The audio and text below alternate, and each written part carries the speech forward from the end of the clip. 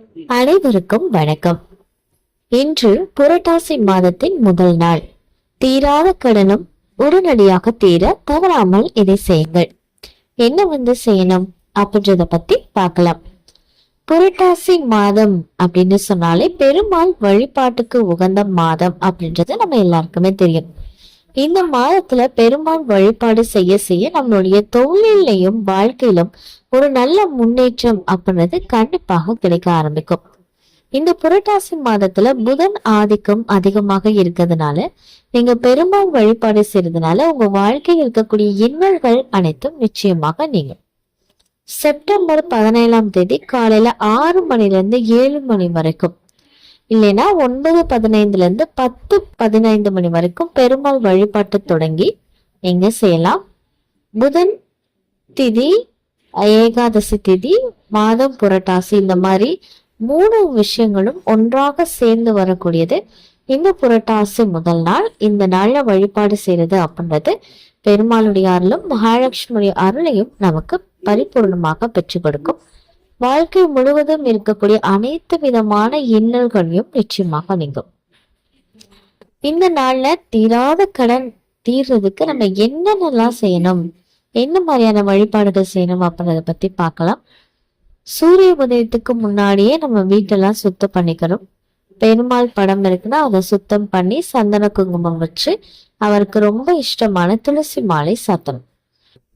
அதே மாதிரி அன்னைக்கு அவருக்கு துளசி இலைகளை வச்சு நீங்க அர்ச்சனை பண்றது ரொம்ப நல்லது. அவருக்கு நைவேத்தியமா பாத்தீங்கன்னா கற்கண்டு, துளசி தீர்த்தம், பானகம், பால் இதெல்லாமே வைக்கலாம். சக்கரை பொங்கல் வைக்க முடியுதுன்னா கூட நீங்க வைக்கலாம். சுண்டல், வடை எது வேணாலும் நீங்க நைவேத்தியமா வைக்கலாம். முக்கியமாக ஓம் நமோ நாராயணாய நமக அப்படின்ற இந்த மந்திரத்தை 108 முறை நீங்க ஜபம் பண்றது அப்படின்றது ரொம்ப நல்லது.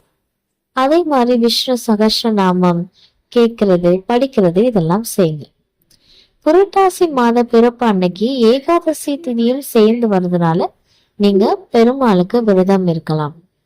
அப்புறமா பாத்தீங்கன்னா ஒரு சின்ன பித்தளை தட்டு எடுத்துக்கோங்க. அதுல பச்சரிசியை பரப்பி, ஏலக்காய், பச்சை கற்பூரம், 11 1 நாணயம், இத 3யுமே ஒரு பச்சை நிற துணியில மூட்டையா கட்டி அது மேல வைங்க.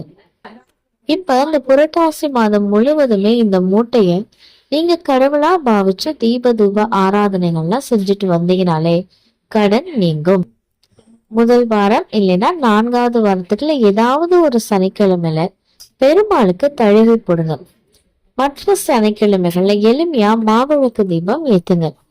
சனிக்கிழமையில படையில் போடுறதுக்கு சிறந்த நேரம் காலையில 12:30 மணிலிருந்து 1:20 வரைக்கும். சனிக்கிழமையில தவறாம பக்கத்துல இருக்கக்கூடிய பெருமாள் கோவிலுக்கு போய் தரிசனம் பண்றது அப்படின்றது ரொம்ப நல்லது. இந்த புரட்டாசி மாதம் சனிக்கிழமையில காகத்துக்கு எள் கலந்த சாதம் வச்சு வழிபாடு செய்யுங்க.